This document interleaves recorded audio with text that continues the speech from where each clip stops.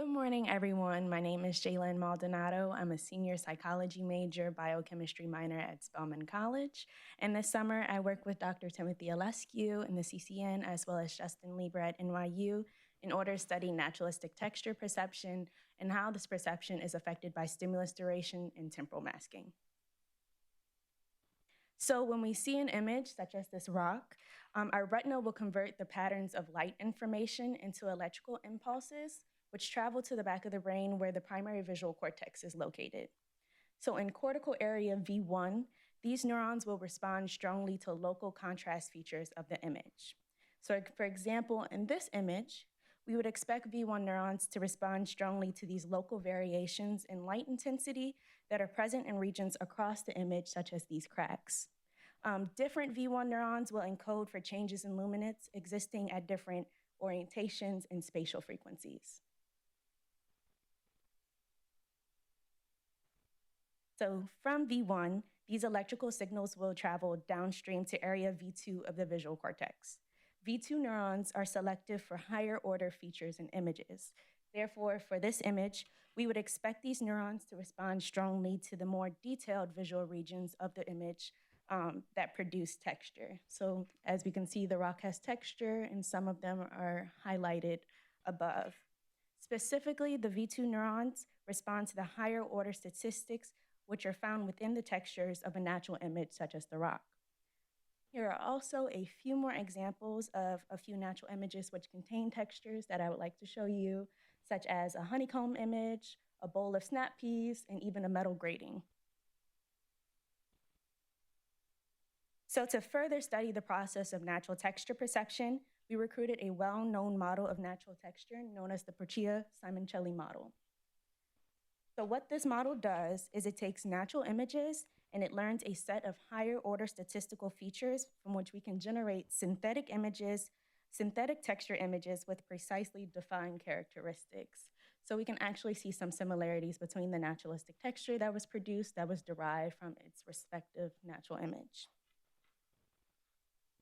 Importantly, this model is also able to allow us to generate the textures that have the same local orientation information that is conveyed by V1 neurons. And we're able to do this to create these synthetic images without the presence of higher order features. And this is what we call spectrally matched noise textures. So the natural images contain many statistics, but specifically we're really interested in the statistics which area V2 encode and compute.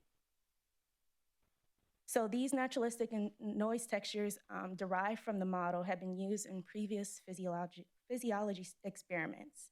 So here what I'm showing is a plot of the firing rate from a population of V2 neurons that were recorded from a non-human primate while the animal was presented with naturalistic texture as well as noise. So what we can see is that 100 milliseconds after stimulus onset, the V2 neurons will increase their firing rate preferentially to the naturalistic texture, which contains higher order statistics relative to the spectrally matched noise. So the goal of our experiment was to study this preferential and persistent firing rate of V2 neurons, specifically in how it contributes to human perception of higher order features. So to study this, we conducted a psychophysical experiment where the subjects were presented with this basic sequence. We can see that the sequence is the fixation followed by the target stimulus, which is then followed by the choice. On the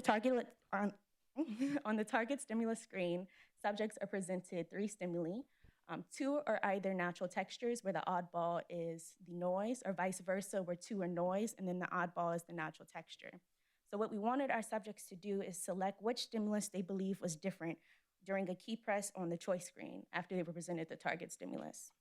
And so for each stimulus duration conducted, the subject completed 160 trials where we used a staircase method to adjust task difficulty by titrating the texture coherence of the natural texture.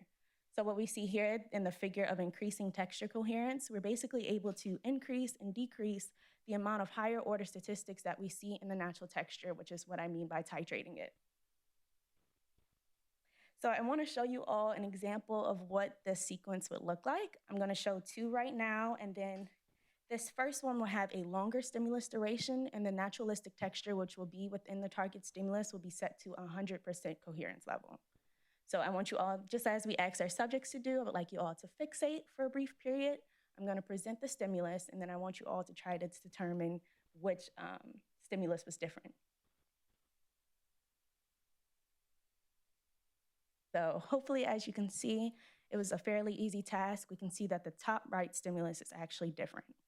I'm going to show you one more, and that this one is going to become a little bit more difficult when we show the target stimulus with a shorter duration, and the natural texture will be titrated to have a lower coherence value. So fixate, and I'm about to present. So you can see that task difficulty does become harder when we lower the stimulus duration and the coherence. And the top right was actually the oddball once again. And in contrast to the previous image, actually the oddball is the spectrally matched noise, and we presented two naturalistic textures. So we're going to, right here, I'm showing the data for one subject when the stimulus was presented for 300 milliseconds. We plotted the percentage of trials correct as a function of target coherence. We fit the data in blue with a psychometric function that's outlined in red in order to estimate the texture coherence needed to perform the task above chance. Because the stimulus was because there were three choices on the target stimulus and only one was correct, we found the coherence threshold corresponding to 66% correct, which is halfway between chance and perfect. For 300 milliseconds, the coherence threshold needed to perform was 25.9%. However, when we decrease the stimulus duration to a mere 17 milliseconds, we see these curves shift to the right, meaning that the coherence threshold needed to perform this task at above chance is increased to 37.2%. We were actually surprised that even at 17 milliseconds, that our subjects were able to perform this task, but we believe that this ability was due to short-term memory, which is iconic memory. So in order to disrupt the effects of short-term memory, we wanted to introduce temporal masking within the basic sequence. So we added the conditions of a forward mask, back mask, and both masks. So the forward mask comes before the target stimulus, the back mask comes after the target stimulus, and the both mask conditions has a front and back mask before and after the target stimulus. I want to show you one more example of what this would look like when we introduce masking within the sequence. And so, like the second example I showed you, I will show you it with a lowered coherence level and a shorter stimulus duration, but the masking will come before and after.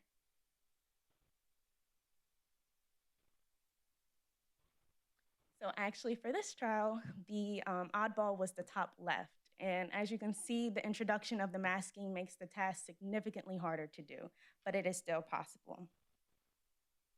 So we tested two different textures, texture 1 and texture 2, where two subjects completed tasks for each texture. We plotted sensitivity as a function of stimulus duration. So for texture 1, the back mask, which is in green, and the both mask conditions, which is in dark blue, had the greatest effects on subjects' performance for stimulus durations shorter than 100 milliseconds. After 100 milliseconds, we see that performance saturates, meaning that the visual system was able to encode all of these higher order statistics from the visual texture in order to perform the task. As we can see, the sensitivity levels of the masking conditions and the no mask conditions, which is outlined in red, are relatively the same, meaning that the presence of the mask no longer affects performance at this point. For texture 2, we see a similar trend of masking effects occurring before 100 milliseconds and performance saturating thereafter. But for texture 2, we notice that across the plot, there is a lower sensitivity level, meaning that texture 2 is actually harder to detect than texture 1. So the most significant conclusion from our results is that performance saturates after 100 milliseconds and that masking effects occur for stimulus durations before 100 milliseconds. We found that the timescale of these masking effects is approximately consistent with known V2 physiological evidence derived from non-human primates. Lastly, we also require further investigation on the relative differences that are seen between the masking conditions. And so in the interest of time, I will leave you all with an example of what future work would look like in order to continue to study naturalistic texture perception. And I'm more than happy to take any questions.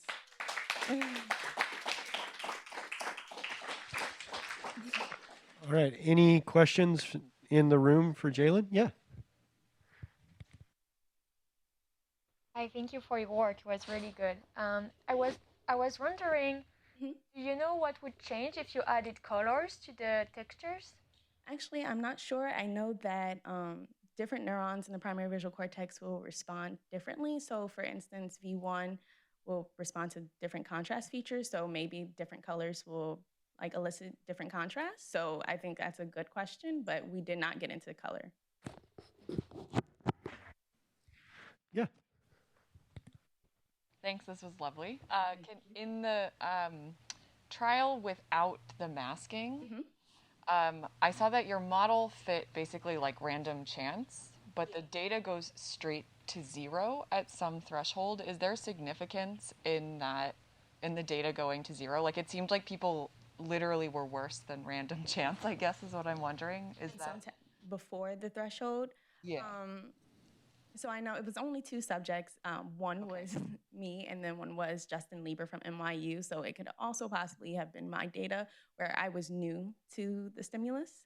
So I had never seen these textures before. So that could probably explain why you may see such a drop off in some of them. Okay, cool. Thanks. Any other questions from the room? For the talk, do you think if you increase the amount of subjects and also give them a longer training period, that you would see that you would that the drop off that she was referring to would actually disappear? Yes. Regarding, so that's why they're kind of, these results are preliminary because there were only two subjects that completed each texture. We can't make like too concrete decisions, but as you can see, so me compared to Justin Lieber, who works at NYU and is always kind of familiar with this texture, there was a noticeable difference. So I believe if, like, for instance, I or other subjects were to continue to look at these textures a little bit more, maybe our sensitivity levels to respond to those natural textures may be a little bit higher. Thank you. Cool. Yeah. So one more question. David, go ahead. At the beginning, you showed how like V1 neurons and V2 neurons respond differently. Yes. And then you did this test where you said when you present the mask, it changes how people respond. Yes. Does it also change how the neurons respond? You know? So actually, they will respond because they have these same features, spectral features. So the only thing that is changing is the V2 firing because they all have the same local features. So V1 is going to respond the same.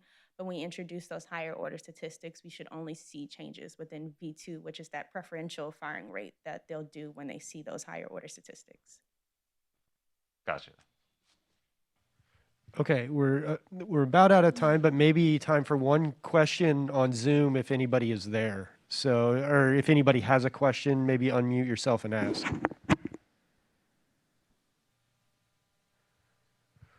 Okay, so let's thank Jaelynn again. Thank you.